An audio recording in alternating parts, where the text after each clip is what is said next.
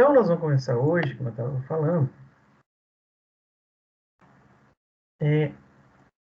de trato digestório de suínos. Depois a gente fala de aves um pouquinho e peixes, tá? São 3, 4 slides de cada. De aves tem um pouquinho mais, tem umas curiosidades mais interessantes, assim, né? Mas aqui tem um trato digestório de um suíno, né? Do famoso porquinho. Então, como diz ali, é um monogástrico, né? Ele não tem muita... esse animal é muito semelhante ao nosso trato digestório. Ele não tem câmeras fermentativas desenvolvidas com capacidade de gerar, assim como no equino ou nos ruminantes, né? Os ácidos graxos voláteis. Ele não tem muita síntese importante, tá? Ele é como muito semelhante a nós e aos carnívoros. Lógico, o carnívoro às vezes tem alguma outra, né, particularidade, principalmente pH mais ácido, um estômago um pouco maior, enfim. Mas, enfim, tá aqui. O trato digestório dos suínos, né? É um animal do monogástrico, possui possui trato digestivo relativamente pequeno, com baixa capacidade de armazenamento. Em comparação com o tamanho do suíno, né, o estômago deles é relativamente pequeno. Um suíno grandão, aí, adulto, um doroque bem grande, deve ter um estômago semelhante a um cachorro de porte médio, um cão de porte médio. Ele não vai mudar pouca coisa a capacidade, ele não é muito grande, não. Relativamente para o tamanho, ele tem um estômago principalmente pequeno. Então, o armazenamento não é muito eficaz. O que mais? Vamos lá, vamos passar para frente, né? Olhando. Ó, como eu disse, né? Excetuando algumas vitaminas do complexo B, que são lá sintetizadas pelos micro-organismos que habitam o século, como acontece conosco, humanos, eles não apresentam grandes taxas metabólicas para síntese importante. Então, não sintetizam ácidos graxos voláteis, não temos essa capacidade aqui de fazer isso. Por quê? Porque não tem uma câmera. Mas eu já botei, coisa séria. Coisa chata, fica toda hora perguntando que quer mudar cor ou não. Não esqueci o que eu ia falar, porque o computador Ah, sim. Porque aqui nós não temos, nos suínos, uma câmara fermentativa desenvolvida, né? Os ruminantes têm o rumen, os equinos o seco, enfim, são câmaras fermentativas que a gente viu que tem que ter algumas características, como anaerobiose, ou seja, mínimo possível nada de oxigênio, né, para possibilitar assim a fermentação, a anaerobiose. Tem que existir uma temperatura, e aí a temperatura corporal, 39, 38, fica no nosso meio interno, tudo bem, mas principalmente a estrutura de anaerobiose, uma câmara fermentativa que tenha esses micro-organismos em abundância que consigam fazer a quebra de material vegetal, principalmente a celulose, né? Então, com aquelas bactérias celulolíticas hemicelulíticas, tá? Que fazem a quebra de celulose. Aqui não tem, porque não tem câmara fermentativa desenvolvida, né? Então, eles não conseguem fazer, principalmente, a síntese de ácidos graxos voláteis. Uma vitaminazinha aqui, outra do complexo B, fazem, tá? A fermentação lá nas partes finais.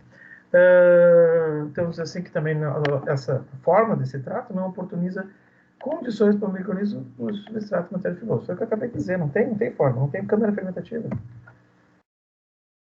O que é interessante, né, uma curiosidadezinha, que do ponto de vista econômico, e aí temos que, quando fala em econômico, hoje é uma coisa, ano que vem é outra, e daqui 2 anos é o mais diferente ainda, né? Então sempre você tem que avaliar se vale a pena ou não. Mas, do ponto de vista econômico, valendo a pena, às vezes é interessante fazer inclusão na dieta destes animais de mais ou menos aí 7, 14, todo de 10% do alimento ofertado para esses animais de lactose. Então, se vocês vão dar 1 quilo de alimento, cerca de 10%, ou seja, 100 gramas, 140 gramas por ali, de 70 a 140 gramas, 100 gramas, 100 e pouquinhos gramas de lactose adicionando essa dieta. Por quê? Porque esses animais, depois do desmame, eles ainda têm uma alta concentração da enzima lactase ativa.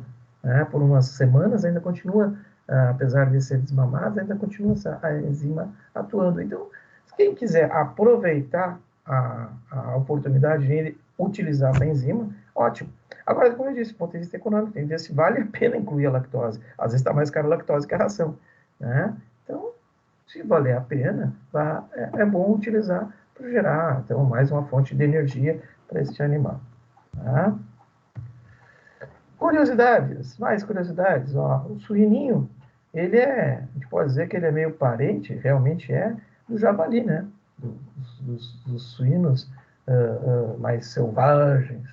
Né? Então, eles têm também, assim como o javali, quem já viu o Rei Leão, né? Tem lá o Pumba, eu não sei quem é o Timão e quem é o Pumba, um deles é o javali. Tem aqueles dentes para fora, que nunca viu um javali, que você viu o Rei Leão já sabe. Tem aqueles caninos inferiores, né, bem pronunciados, chegam a sair para fora da boca deles. Os porquinhos também nascem, os suínos também nascem, esses de granja aí também nascem. O que você faz? Você corta logo que nasce. Tá? É prática, é usual retirar esses dentes, é manejo usual da criação, fazer o corte desses dentes logo ao nascer. Por quê? Pelo mesmo motivo que também você faz o corte de cauda. A gente está acostumado a ver aquele porco adulto, um rabinho bem curtinho ali, na parte posterior, mas eles têm um rabo uma cauda mais longa.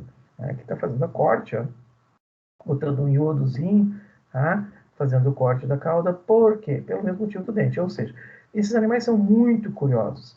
Filhote de suíno é muito curioso. Aliás, nem filhote, adulto é muito curioso também. Qualquer coisa chama a atenção deles, eles vão lá forçar, eles vão lá mexer, eles vão lá morder. Então, se um rabinho começa a sacudir na frente do outro, né? Se esse rabinho começa a sacudir aqui na frente do outro um pouquinho, ele vai lá morder para ver o que é. E aí morde, sai sangue. E as cor vermelha é bastante chamativa para eles. E aí aquele sangue vai chamar a atenção. Daí vem outro morder também para ver o que é. E se está com o dente, já se arranha e sangra. E aí, quer dizer, esse manejo de corte de dente, corte de cauda, existe para evitar lesões, existe para evitar traumas que normalmente acontecem nesses animais por eles serem muito ativos e muito curiosos. Né? Estão sempre mexendo, furungando nas coisas. Então, para evitar lesão, trauma e patologias advindas de algum corte, né, uma infecção, uma inflamação, você faz isso. É usual e tem que ser feito. Tá? Mais uma curiosidade, logo que nasce, ó, temos que fazer uma suplementação de ferro. Tá? Eles nascem com a tal de anemia ferropriva. Tem um lugar aqui, anemia ferropriva. Por quê? Porque a placenta, né, passa pouco ferro, né, tanto a placenta, né, quanto a glândula mamária, não tem muita capacidade de passar o ferro para esses animais. Ela passa, mas é pouco. Então, a absorção deles vai ser pouca. Então, nós temos que dar, logo que nasce, também uma injeçãozinha de ferro. Tá? A gente sabe que o ferro é precursor lá de hemácias, enfim, e nós temos que ter, senão vai ter uma anemia, justamente. Preciso cortar, não. Tem ligação com o nível de estresse desses bichos de confinamento? Precisa cortar? Não tem ligação com o nível de estresse desses bichos de confinamento? Sim, também. Né? Eu não entendi a tua pergunta, eu não entendi se tu quer saber se eu perguntei o cortar gera estresse ou se eles têm que cortar porque estão estressados. Isso, a segunda opção. Se o precisar cortar, não tem relação com o estresse que eles ficam por causa do tipo de criação que eles são submetidos. Sim, pode ser também. Tá? O corte pode gerar estresse. Por isso que o ideal é ser Não, prof. O contrário. É? O contrário. Se o corte ele é necessário por conta do estresse que os animais sofrem. Sim. Se eles não tivessem em melhores condições, não seria necessário cortar, não é? Pois é, isso aí nós talvez a gente encontre, né, lá na Embrapa, no Brasil, Embrapa, algum trabalho relativo a isso.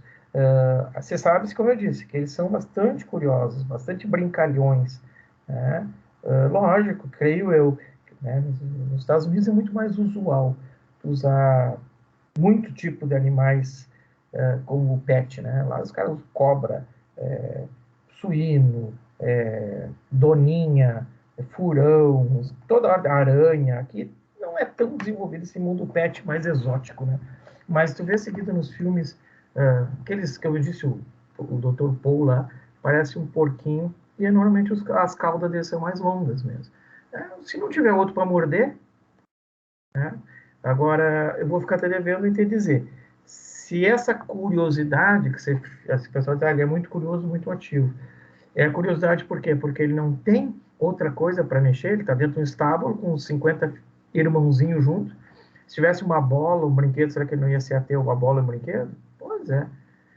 Então, isso aí é de se pesquisar. Conselho, perguntar para o professor William, que dá bem-estar animal. Mas a gente não, eu vou ficar devendo se isso, né? Porque se de repente botar ele num espaço maior, isso mesmo, o corrente, isso mesmo. Já vi de pendurada, né? Corrente pendurada. Eles são curiosos, eles são brincalhões, mas se tu tiver outra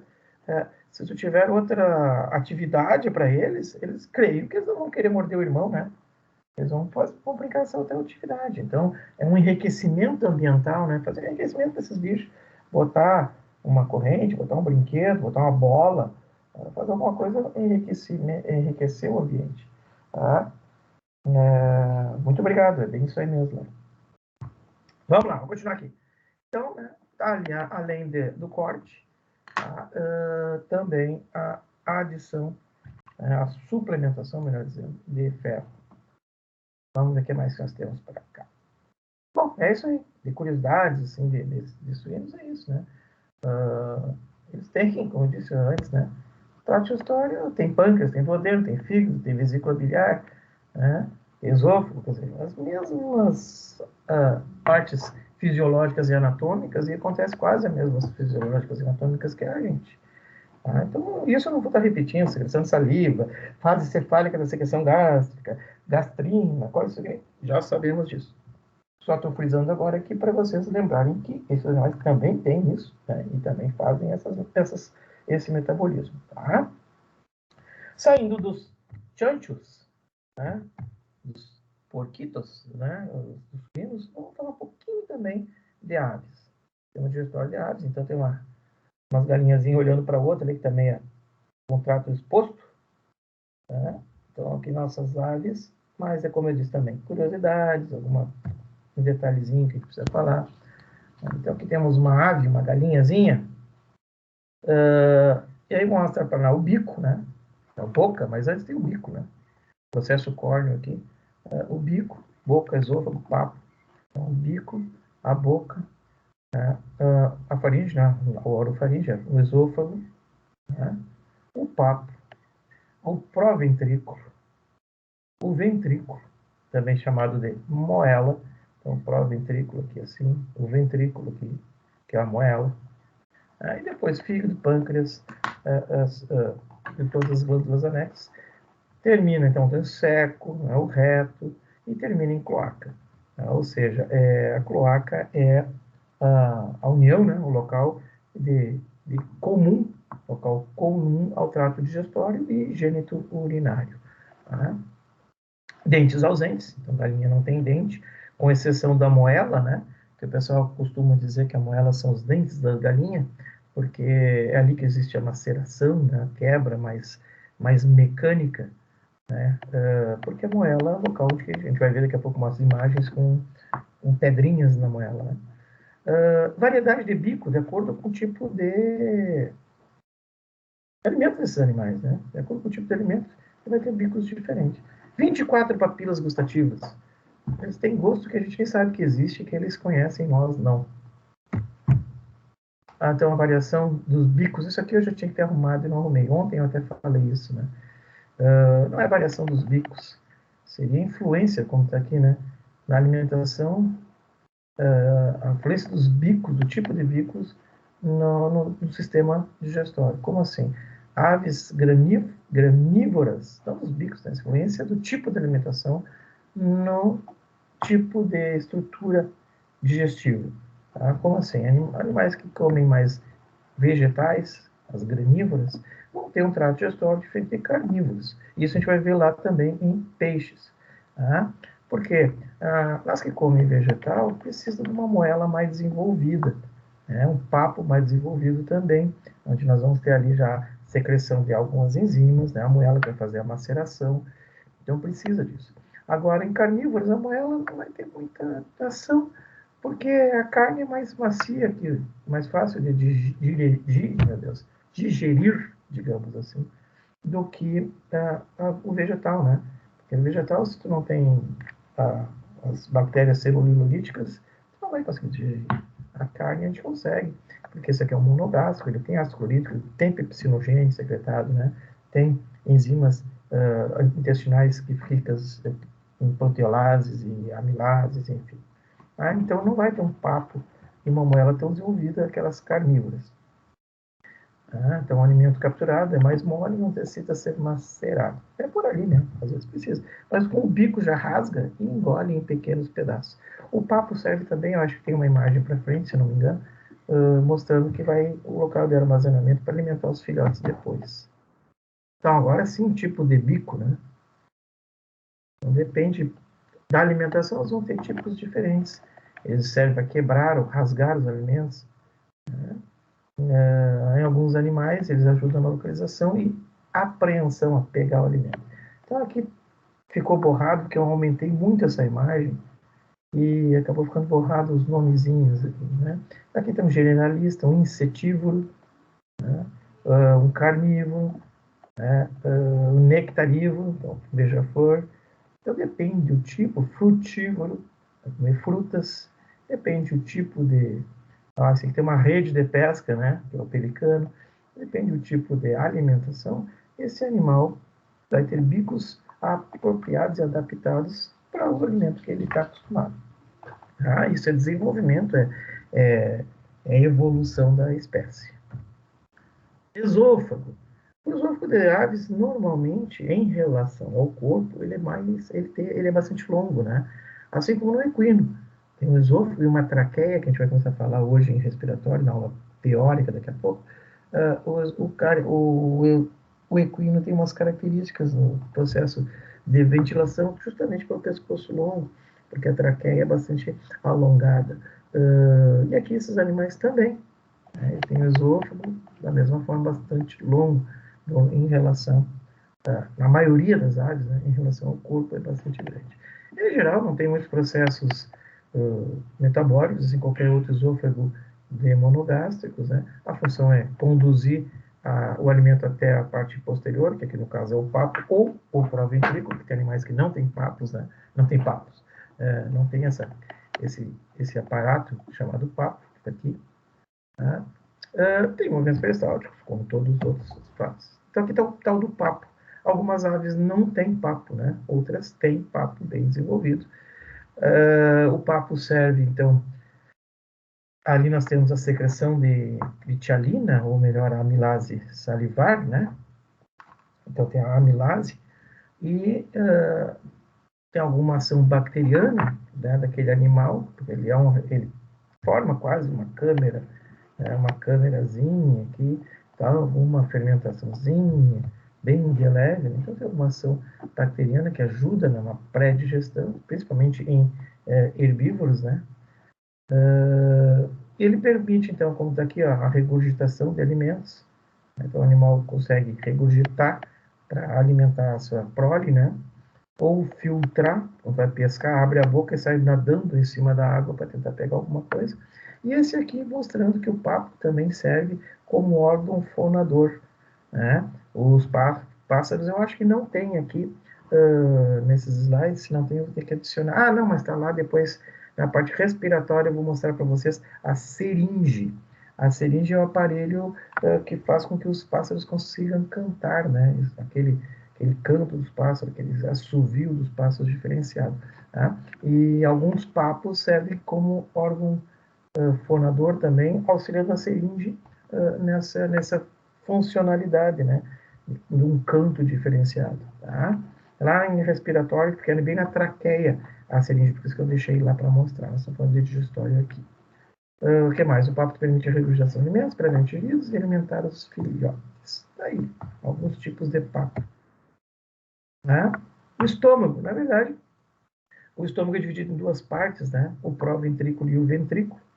O proventrículo, então aqui está a nossa avezinha de novo, né? O bico, processo córneo, né? A boca, A faringe, esôfago, papo, nem todas as aves têm, algumas não têm papo, tá? Outras têm muito maior, que é o exemplo desse cara, que é o tamanho desse troço, né? O pelicano também, enfim. O pelicano tem um desenvolvimento mais estrutural externo, né? Desse papo, que nem aquele outro ali. Alguns não têm papo, né? Já vai do esôfago direto para o proventrículo, depende da espécie, tá? Mas aqui então o papo é o que a gente já falou. E o proventrículo e moela, o proventrículo e ventrículo, onde está moelo é sinônimo de ventrículo, né? Essa estrutura daqui até aqui é o estômago deles. O proventrículo e o ventrículo. É o estômago deles. No proventrículo a gente vai ter ações químicas e na moela, o ventrículo, as ações mecânicas. Então, no proventrículo, armazenamento, o alimento é armazenado, liberado em ritmo controlado pelo proventrículo. Aqui está mostrando um proventrículo fininho, delgado, mas às vezes ele é um pouco mais aumentado também, tá? A gente depende da espécie. Responsável pela digestão química, como eu disse, secreção de ácido clorídrico, pepsina, muco, enfim. Lembrando que a pepsina é armazenada na forma de pepsinogênio, o ácido clorídrico que ativa a pepsina, enfim. Aí ali tem a mistura com essas enzimas, e a digestão já começa, então, no proventrículo.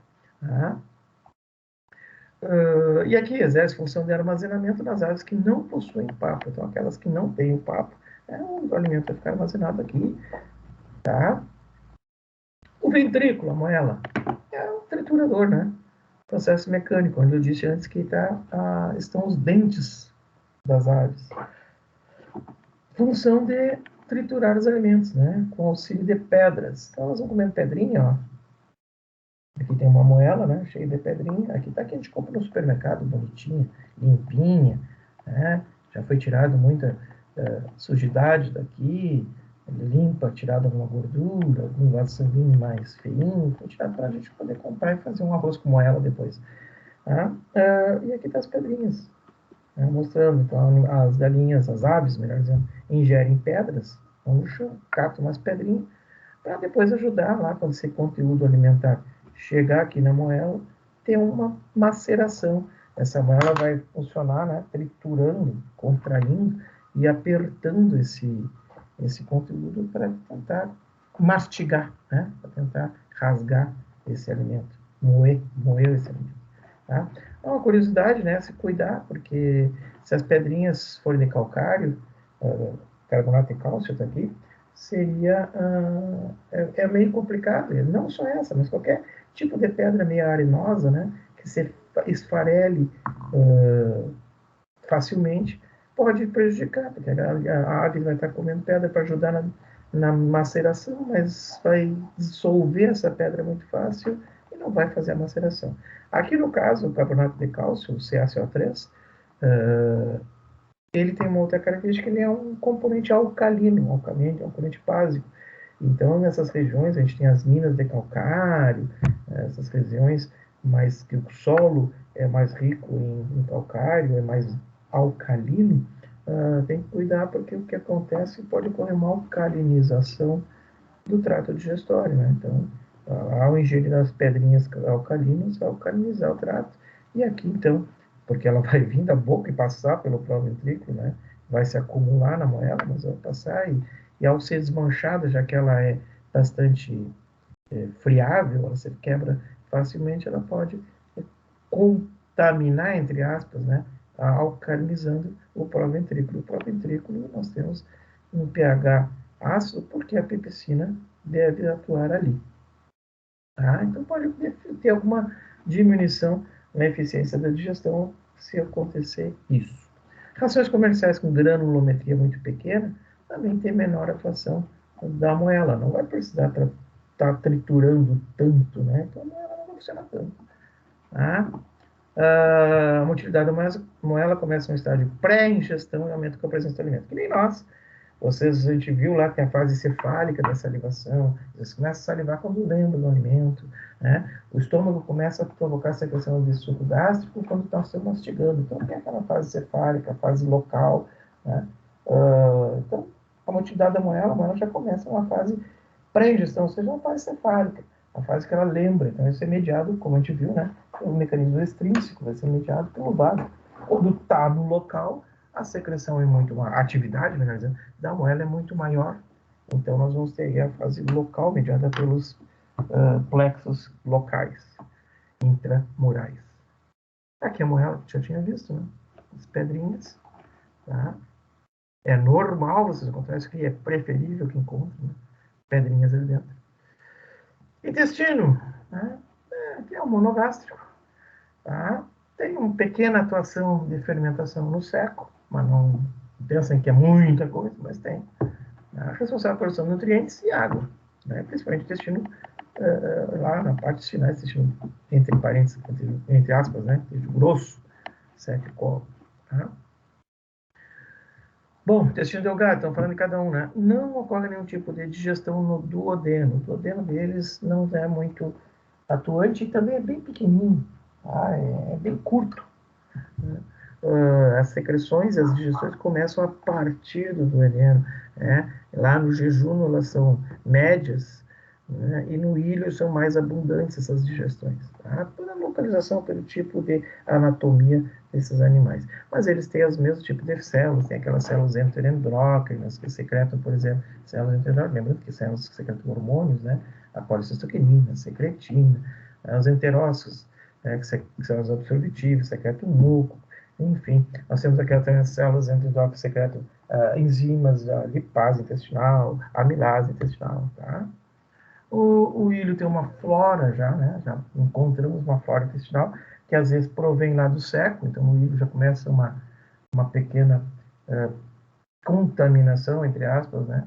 Uma contaminação simbiótica, que vai propiciar ali também algum tipo de fermentação de alguma vitamina e está muito relacionada à produção de imunoglobulina nessas espécies, tá? Nessa região do ilho, existência dessa flora, principalmente imunoglobulina G.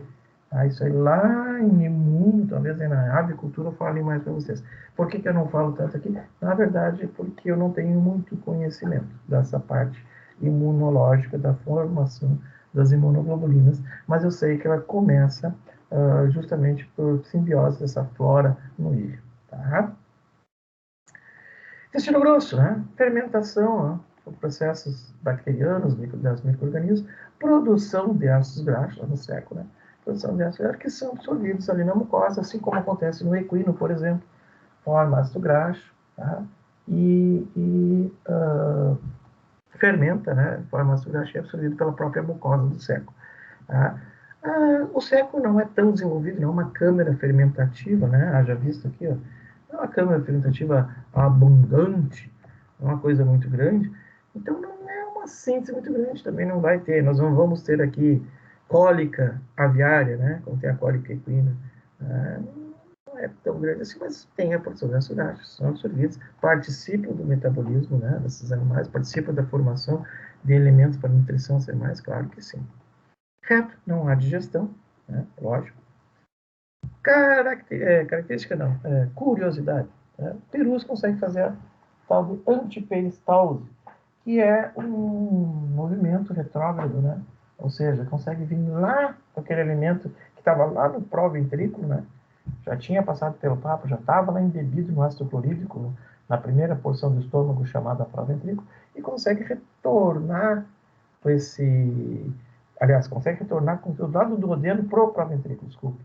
Tá? Consegue retornar lá conteúdo que já estava no duodeno e volta para o proventrículo para ser novamente embebido no ácido clorídrico e receber nova ação de pepsinogênica.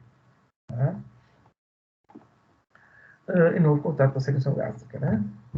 A cloaca está aí, né?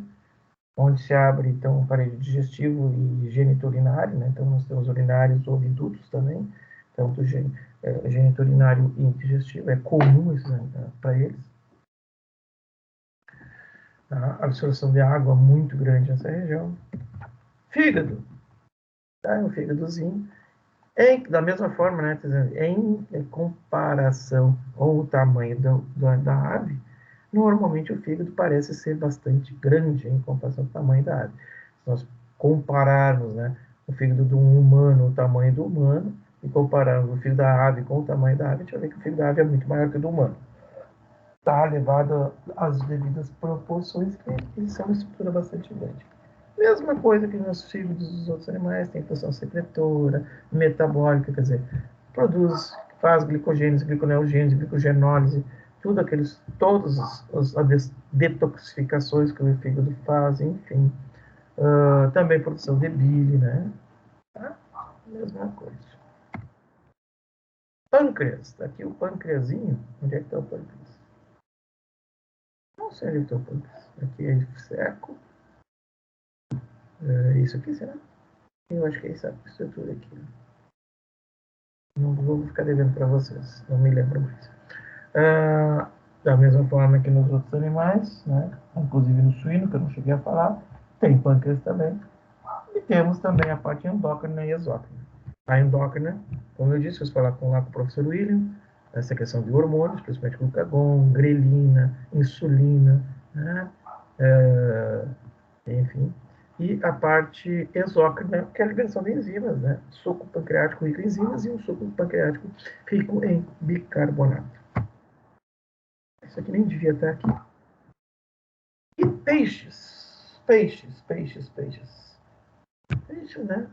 Também, assim como os outros animais, tem um sistema completo, ou seja, desde boca até as porções finais. Essas porções finais podem terminar em ânus ou cloaca, tanto faz.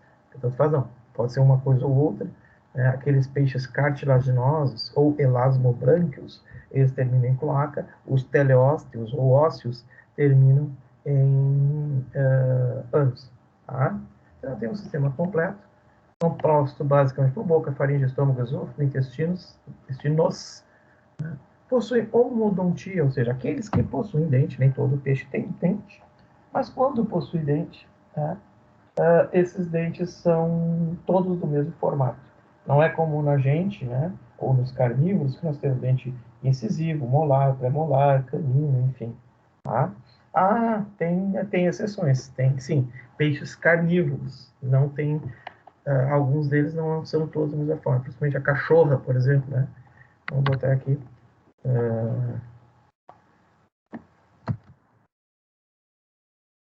Para ver se eu consigo.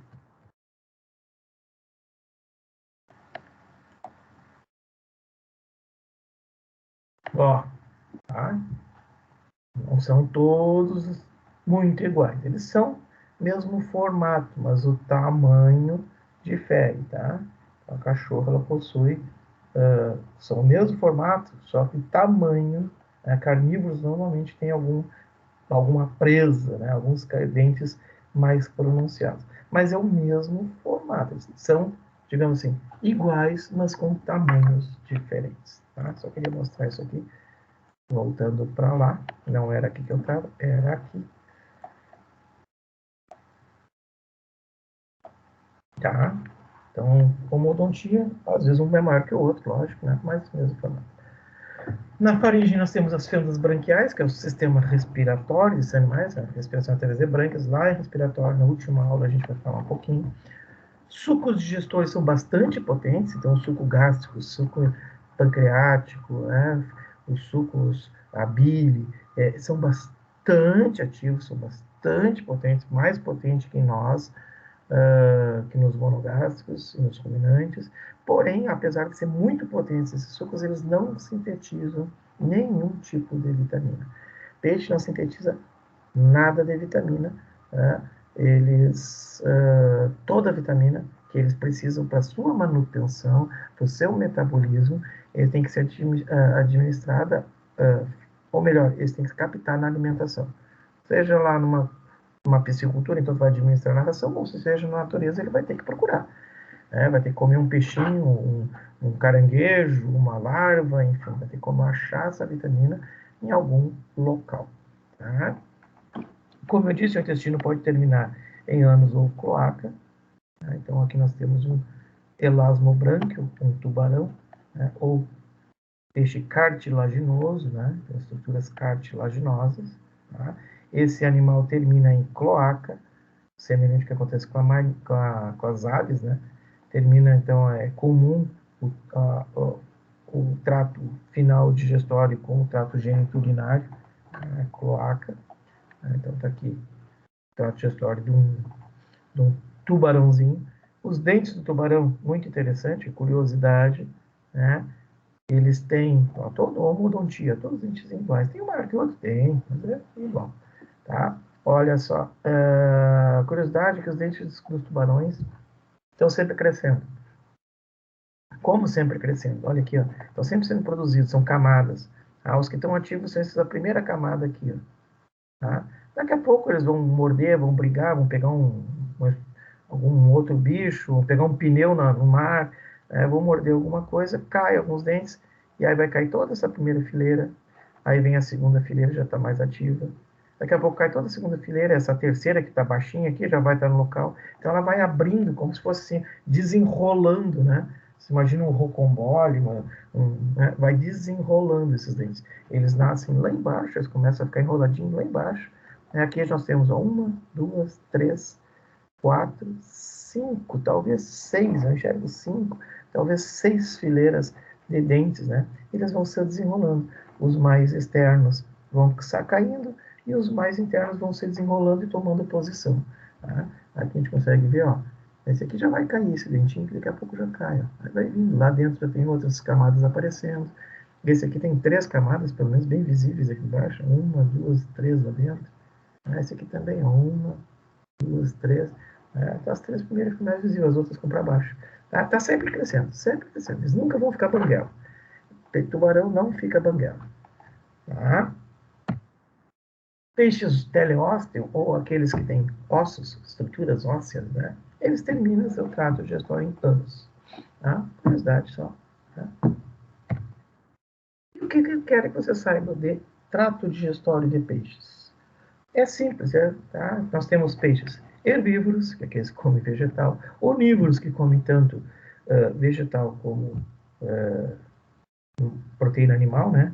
Seja essa proteína advinda de outro peixe, uma larva, um inseto, enfim, onívoro, come de tudo um pouco, frutas, vegetais, plantas e outros peixes, tá?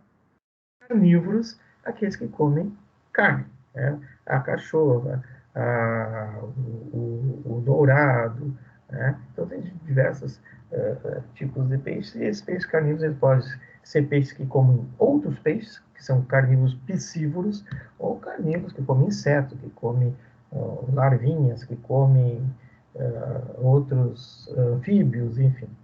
Tá? Aqui tem alguns exemplos: salmão, cachorro, piranha, traíra, né? Tucunaré, dourado. Tá?